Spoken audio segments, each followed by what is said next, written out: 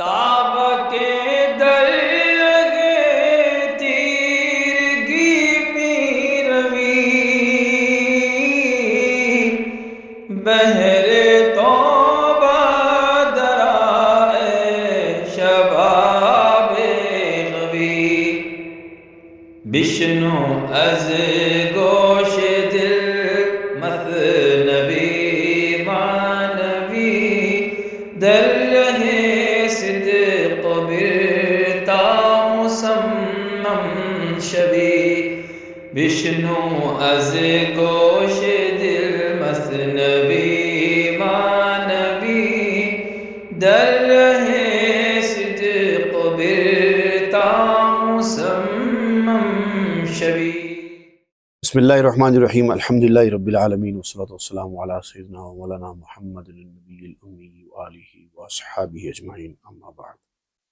گزشتہ ہم کو بتایا گیا تھا کہ جس طرح سے انسانوں کے درمیان صلاحیتوں کا اختلاف ہے، ایک کی ایک صلاحیت ہے، دوسرے کی دوسری صلاحیت ہے، اسی طرح فرشتوں کے درمیان بھی صلاحیتوں کا اختلاف پایا جاتا ہے، اور اسی لیے ان کو مختلف صفوف میں، مختلف صفوں میں رکھا گیا ہے۔ ملائکہ کے، فرشتوں کے اور انسانوں کے اختلاف کو سمجھانے کے لیے ایک مثال بھی پیش کی گئی تھی کہ سب بچے ایک ہی اسکول میں پڑھتے ہیں، لیکن ان کی صلاحیتیں اور ان کی استعدادیں الگ الگ ہوتی ہیں، اور انہی کی وجہ سے ان کو ایک دوسرے پر فوقیت بھی حاصل ہوتی ہے۔ یہ جو اختلاف ہے، یہ اختلاف خود انسان کے اندر کے جو حواس ہیں ان کے اندر بھی ہے۔ کان میں سننے کی صلاحیت ہے جو آنکھ میں نہیں ہے، آنکھ میں دیکھنے کی صلاحیت ہے جو کان میں نہیں ہے۔ ہزاروں لاکھوں آنکھیں بھی ایک کان کا کام انجام نہیں دے سکتی، اور ہزاروں لاکھوں کان بھی ایک آنکھ کا کام انجام نہیں دے سکتے۔ یہ سمجھایا گیا تھا۔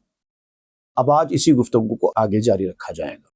صد ہزاراں گوش ہا گر صف زنند، جملہ محتاجان چشم روشنند۔ اگر لاکھوں کان بھی صف باندھ کر کھڑے ہو جائیں تو سب کے سب دیکھنے کے معاملے میں آنکھ کے محتاج ہی رہیں گے۔ باز صفے گوش ہارا منصبے، در سمائے جان و اخبار و نبے۔ پھر کانوں کی صف کا بھی ایک مقام ہے۔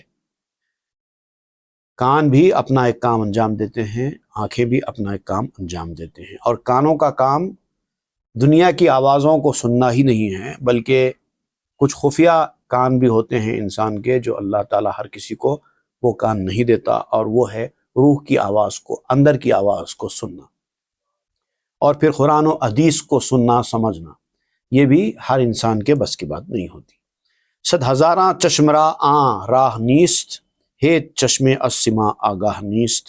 لاکھوں آنکھوں کو وہ ملکہ حاصل نہیں ہے، وہ راستہ حاصل نہیں ہے، وہ صلاحیت حاصل نہیں ہے کہ یہ چیزوں کو سمجھے سنے۔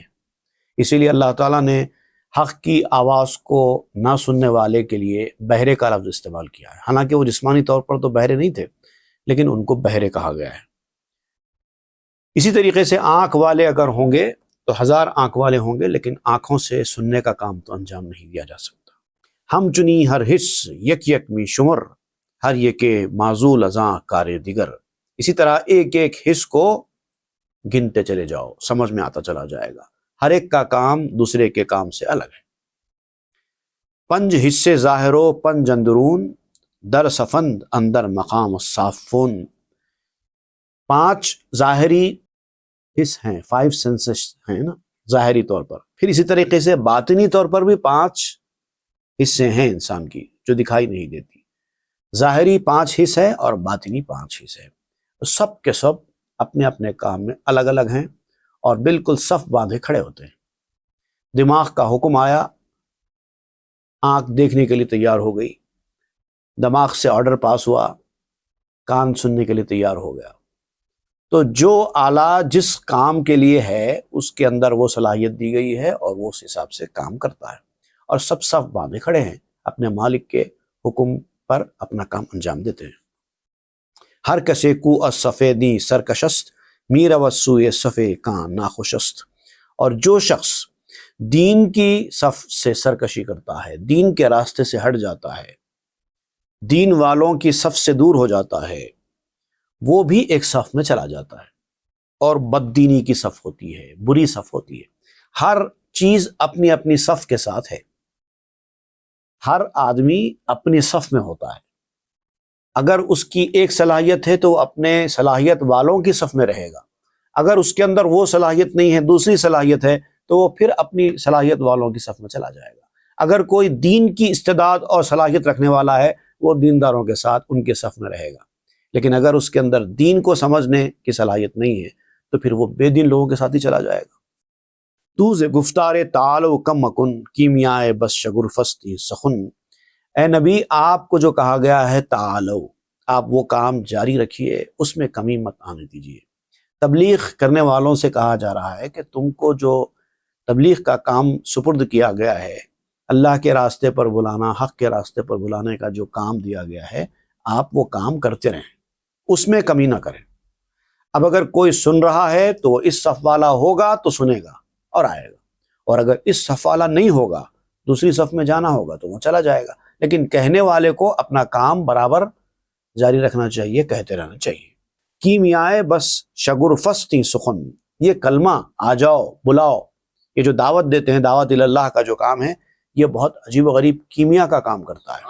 اگر کاپر ہوگا، اس کے اندر یہ کیمیا پہنچے گی تو وہ کاپر گولڈ بن جائے گا، اور اگر کاپر نہیں ہوگا تو پھر بات کا کوئی اثر نہیں ہوگا۔ لیکن یہ جو بات ہے یہ اپنے آپ میں کیمیا کا کام کرتی ہے۔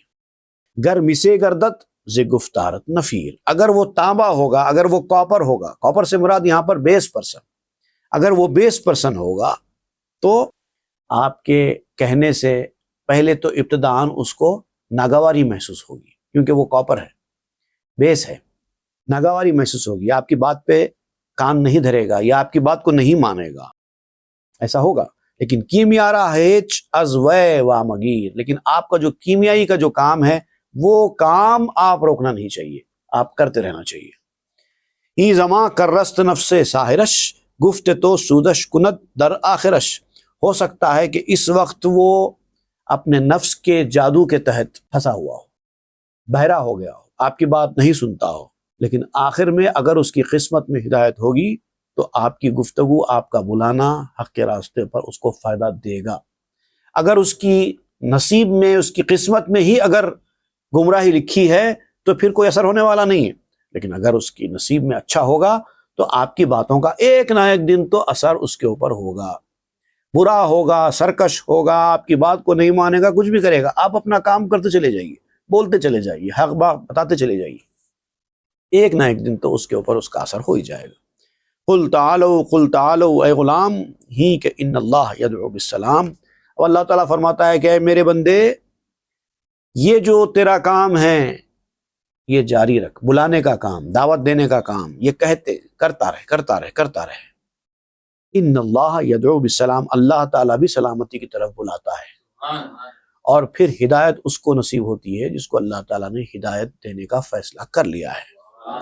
قرآن پاک میں ہے، سورہ یونس میں آیت نمبر 25 میں بیان کیا گیا ہے، واللہ یدعو الی دار السلام ویہدی من یشاء الی صراط مستقیم، اللہ تعالیٰ سلامتی کے گھر کی طرف دعوت دیتا ہے اور جس کو چاہتا ہے سیدھے راستے کی طرف رہنمائی کرتا ہے۔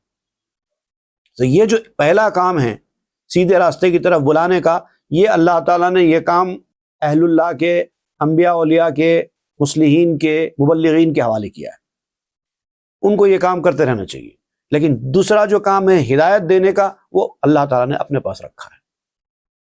خواجہ بازا از منی و اسری سرور جو کم طلب کن سروری، خواجہ سے مراد جیسے ہمارے پاس مسٹر کہتے ہیں، تو آپ خطاب جس کو فرماتے ہیں ان کی طرف کہتے ہیں کہ اے خواجہ، اے صاحب، اے مسٹر، او سننے والے، خود سری اور سرداری، اپنے آپ کو بڑا سمجھنا اور اپنے آپ کو سردار سمجھنا، اس خیال سے باز آ جاؤ، یہ خیال تیرے لیے مناسب نہیں ہے، اپنے آپ کو سردار بنانے کی کوشش مت کر، سیلف کو ہٹا دے، سرور جو، اپنے سردار کو تلاش کر، جب تک تو نے منزل حاصل نہیں کی ہے تب تک تجھے سردار کی ضرورت ہے، تو خود سردار بننے کی کوشش مت کر، تو سردار کو تلاش کر، سرداری کا طالب مت بن، ابھی تو سردار بننے کے قابل نہیں ہوا ہے، ابھی تو فی الحال یہ ہے کہ تو کسی سردار کو ڈھونڈ اور اس کی سرپرستی میں آ جا، پھر اس کے بعد اللہ تعالیٰ نے چاہا تجھے وہ مقام ملے گا کہ جب تو خود سردار بن جائے گا، اور جب تک تو سردار نہ بنے اپنے سردار پر اعتراض مت کر، اس کے فیصلوں پر تنقید مت کر۔ اب یہاں چونکہ حضور صلی اللہ علیہ وسلم کا واقعہ چل رہا ہے کہ آپ نے ایک نوجوان کو، بنی حذیل کے ایک نوجوان کو سردار بنا دیا تھا، قافلے کا سپہ سالار بنا دیا تھا فوج کا جہاد میں، تو اس پر بعض لوگوں کو یہ بات سمجھ میں نہیں آئی، تو یہاں پر یہ تذکرہ کرتے ہیں، مولانا روم فرماتے ہیں کہ ابھی آپ سردار نہیں بنے ہیں نا، تو تب تک آپ ان چیزوں میں جانے کی ضرورت نہیں ہے۔ سردار نے جو فیصلہ کیا ہے آپ کو قبول کرنا چاہیے، آپ کو خود سردار بننے کی کوشش نہیں کرنا چاہیے، کس کو بنانا ہے کس کو نہیں بنانا ہے، آپ کون ہوتے ہیں فیصلہ کرنے والے؟ ابھی آپ سردار نہیں بنے ہیں، تو سردار نے جو حکم دیا ہے اس کو مانو۔ چوں پیمبر سرورے کرد از حذیل از برائے لشکر منصور خیر، اور جب حضور صلی اللہ علیہ وسلم نے حذیل میں سے ایک نوجوان کو، بنی حذیل میں سے، حذیل قبیلے میں سے ایک نوجوان کو سردار بنا دیا، اور ایسے لشکر کے لیے، ایسے گروہ کے لیے جو فتح مند ہو کے آنے والا ہے، ایسی تیاری کی گئی تھی کہ اب یہ لشکر کامیاب ہو کر لوٹ آئے گا، تو ایسے میں ایسے نوجوان کو سردار بنا دیا گیا جو کم عمر ہے، جس کو تجربہ کم ہے، جس کو جنگ میں جانے کا زیادہ ایکسپیرینس نہیں ہے۔ بلفضول از حسد طاقت نداشت اعتراض و لا نسلم برفراشت، ایک بےہودہ صفت انسان نے اس وقت آگے بڑھ کر اعتراض کیا، اس فیصلے کو نہیں مانا، کہنے لگا کہ ہم نہیں مانتے، ہم تجربے کار آدمی ہیں، ہم کو جنگ کا تجربہ ہے، ہماری عمر زیادہ ہے، ہم نے زیادہ دنیا دیکھی ہے، اس کے بنسبت ہم میں سے کسی کو سردار بنانا چاہیے تھا، ہم ایسے کم عمر سردار کو کیوں مانیں جس کو تجربہ بھی زیادہ نہیں ہے؟ تو اس کو یہ برداشت نہیں ہوا، حسد نے سر اٹھایا۔ خلق را بنگر کے چو ظلمانیند در متاع فانی چو فانیند، لوگوں کو دیکھو کس قدر اندھیرے میں ہیں، کس پر اعتراض کر رہے ہیں، کس کے فیصلے پر تنقید کر رہے ہیں، اتنا بھی پتہ نہیں ہے، اپنے آپ کو امتی کہتے ہیں، اپنے آپ کو ماننے والا کہتے ہیں، اپنے آپ کو تابعدار کہتے ہیں، اپنے آپ کو یہ کہتے ہیں کہ ہم ان کے فالوور ہیں، اور انہی پر فیصلے پر اعتراض کرتے ہیں۔ یہ ہے اندھیرا۔ یہ اصل میں اس لیے ہوتا ہے کہ انسان جب فنا ہونے والے، مٹ جانے والے اسباب پر نظر رکھتا ہے، تو اسباب کے اوپر چونکہ اس کی نظر ہے، تو اسباب کے تو یہ خلاف ہے، یہ فیصلہ ظاہری اسباب کے تو خلاف ہے۔ اسباب تو یہ کہتے ہیں کہ ایسے آدمی کو سردار بنایا جائے جو نہ صرف یہ کہ عمر رسیدہ ہو، جس نے دنیا زیادہ دیکھی ہو، بلکہ جس نے جنگیں زیادہ لڑی ہوں، جنگوں کا جس کو زیادہ تجربہ ہو، ایسے آدمی کو سردار بنایا جائے، یہ اسباب کہتے ہیں۔ لیکن یہ فیصلہ چونکہ ظاہری اسباب کے خلاف ہوا ہے، اس لیے کسی کو پسند نہیں آیا، اور جس کو پسند نہیں آیا وہ اس لیے نہیں پسند آیا کیونکہ اس کی نظر اسباب پر آ کر ٹکی ہوئی تھی۔ از تکبر جملہ اندر تفرقہ مردہ از جاں زندہ اندر محرقہ، یہ تکبر ہے، یہ بھی ایک قسم کا تکبر ہے، اپنے آپ کو بڑا سمجھنا ہے، اس کی وجہ سے یہ تفرقہ پیدا ہوتا ہے، یہ اختلافات پیدا ہوتے ہیں، آپس میں جو اختلافات پیدا ہوتے ہیں دو انسانوں کے درمیان، اس کا بنیادی سبب تکبر اور غرور ہی ہوتا ہے۔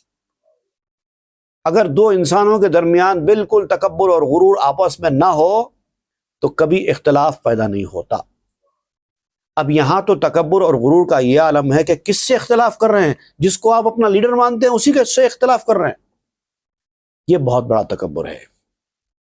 مردہ از جاں زندہ اندر محرقہ، یہ لوگ ایسے قسم کے لوگ ہیں جو روح کے اعتبار سے مردہ ہیں، روحانی طاقت ان کی مردہ ہو چکی ہے، لیکن ایسی جلانے والی چیز کے معاملے میں زندہ ہیں، آخرت کے معاملے میں مردہ ہیں، دنیا طلبی کے معاملے میں زندہ ہیں، دینداری کے معاملے میں مردہ ہیں، دنیا داری کے معاملے میں زندہ ہے۔ دینداری کا کام جب آ جائے ان کو کچھ نہیں آتا، اور جب دنیا داری کی بات آتی ہے تو بڑے ہوشیار اور بڑے محنتی ہوتے ہیں۔ اس طرح کے لوگ ہیں۔ این عجب کے جاں بے زندہ اندرست وہاں گہے مفتاح زندہ نش بے دست، تعجب کی بات ہے نا کہ انسان قید خانے میں ہے، دنیا کے اس قید خانے میں پھنسا ہوا ہے، جبکہ اسی قید خانے کی کنجی اسی کے ہاتھ میں ہے. دنیا میں پھنسا ہوا ہے اور دنیا سے نجات حاصل کرنے کی جو کنجی ہے وہ اسی کے پاس ہے. اور وہ کیا ہے؟ مجاہدہ. وہ مجاہدہ کر کے دنیاوی گندگیوں سے اپنے آپ کو نکال سکتا ہے. لیکن تعجب کی بات ہے کہ وہ اپنے ہاتھ میں قید خانے کی کنجی رکھتے ہوئے وہ قید میں رہنا پسند کرتا ہے. اس کو یہ منظور ہے. تو اب کیا کر سکتے ہیں؟ کوئی پائے تا سر غرق سرگی آب خاں می زنت بر دامنش جوئے رواں. اس کی مثال آپ ایک اور دیتے ہوئے کہتے ہیں کہ ایک نوجوان سر سے لے کے پاؤں تک گندگی میں ڈوبا ہوا ہے اور کہتا ہے کیا کروں، سر سے لے کے پاؤں تک میں گوبر میں ڈوبا ہوا ہوں، کیا کروں. حالانکہ ندی صاف پانی کی اس کے بازو سے بہہ رہی ہے، اس کے دامن سے ٹکرا کے جا رہی ہے، لیکن اس کو اتنا ہوش نہیں ہے کہ اس صاف پانی کی ندی میں سے تھوڑا پانی لے کے سر پر ہی ڈال لے. وہ ہاتھ نہیں ہو رہا ہے. اسی طرح گندے کا گندا کھڑا ہے اور اس کو اپنی مجبوری سمجھ رہا ہے. دائمن پہلو وہ پہلو بے قرار، پہلوے آرام کا ہو پشتوار. دنیا میں جی رہا ہے تو ہر کروٹ پر بے چین بے قرار ہے.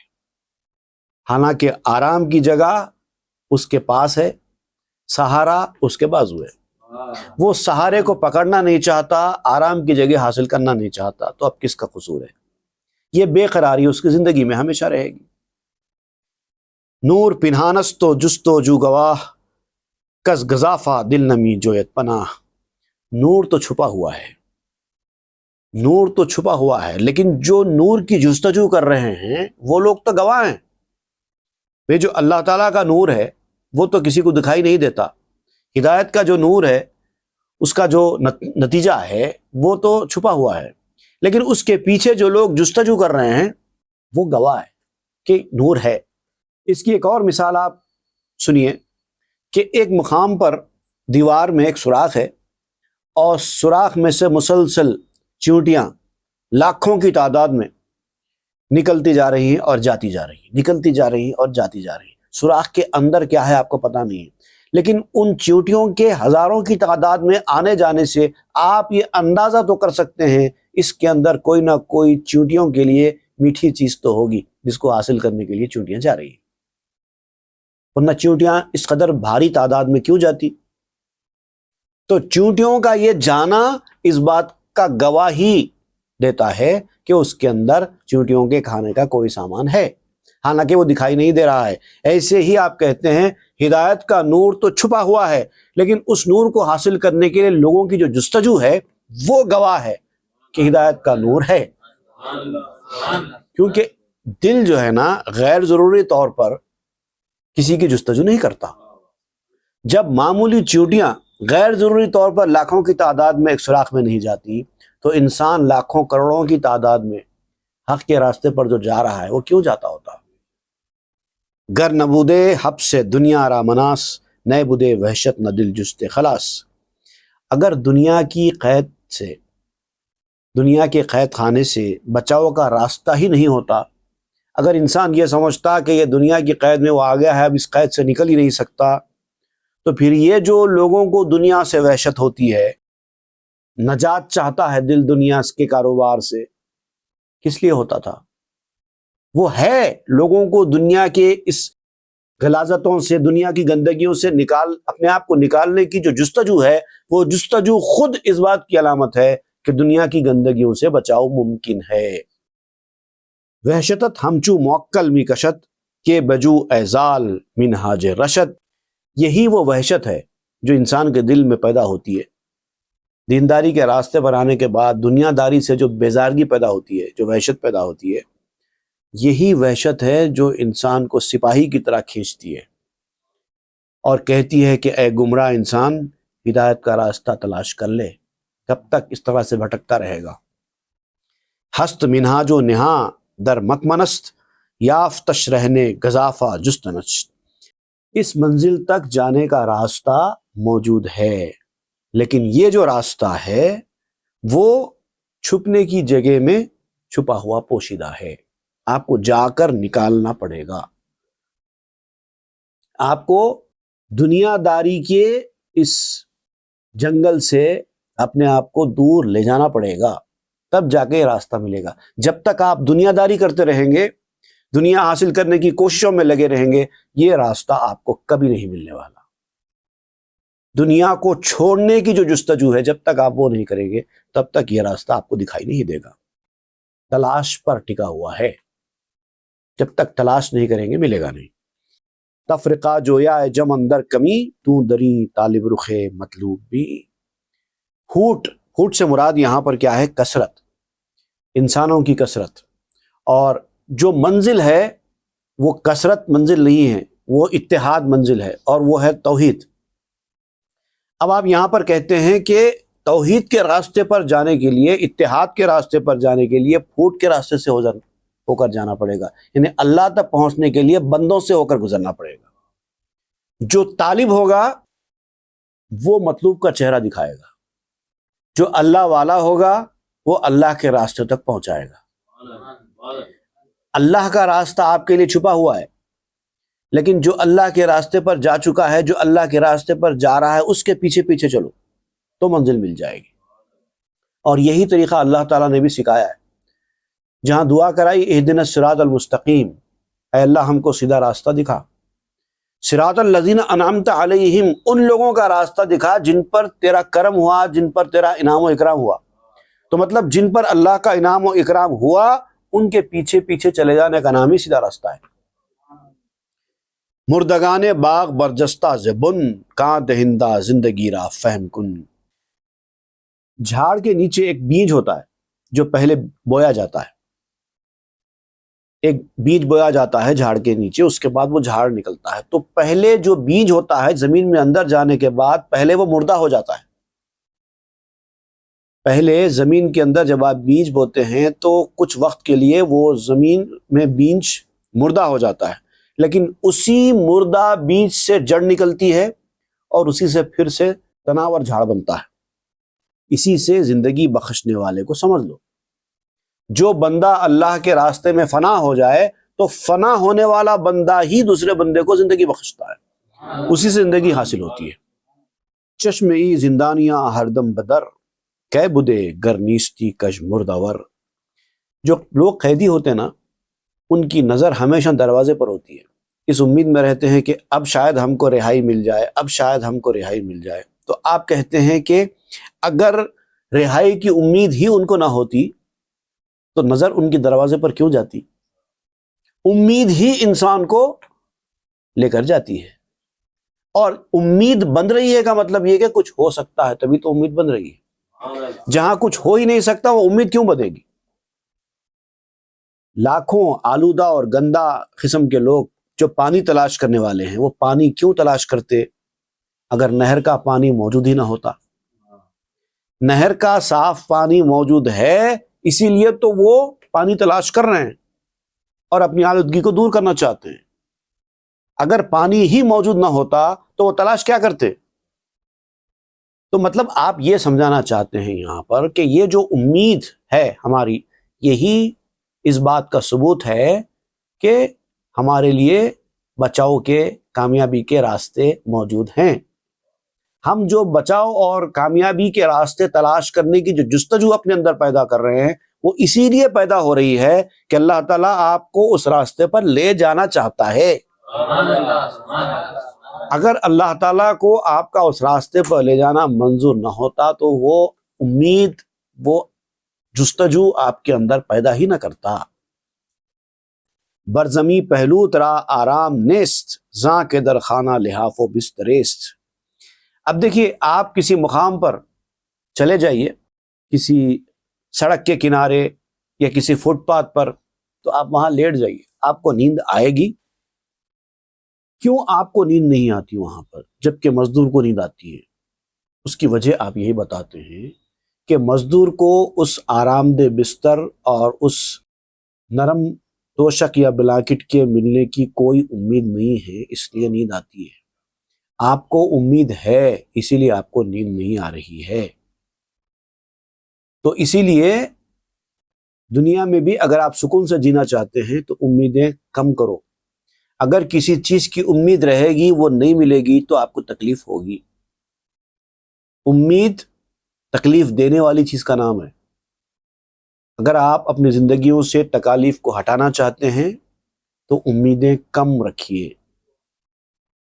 جتنی امیدیں بڑھائیں گے، جتنے توقعات بڑھائیں گے، جتنے ایکسپیکٹیشنز دنیا میں آپ زیادہ قائم رکھیں گے، اتنی ہی آپ کو تکلیفیں دنیا میں زیادہ ہوں گی۔